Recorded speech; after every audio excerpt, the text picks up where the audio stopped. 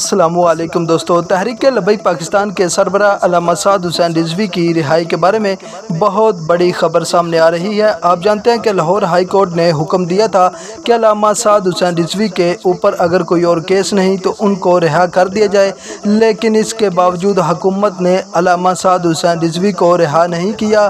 اب ایک بار پھر تحریک لبیک پاکستان کی وکلاء کی ٹیم نے لاہور ہائی کورٹ سے رجوع کیا ہے اور بہت سارے سوال اٹھا دیے ہیں۔ ان کا کہنا تھا کہ عدالت کے حکم کے باوجود تحریک لبیک پاکستان کے سربراہ علامہ سعد حسین رضوی کو رہا کیوں نہیں کیا گیا۔ ایک بار پھر انہوں نے وہاں پر درخواست دائر کر دی ہے اور اس بات کا قوی امکان ہے کہ تحریک لبیک پاکستان کے سربراہ کو بہت جلد رہا کر دیا جائے گا۔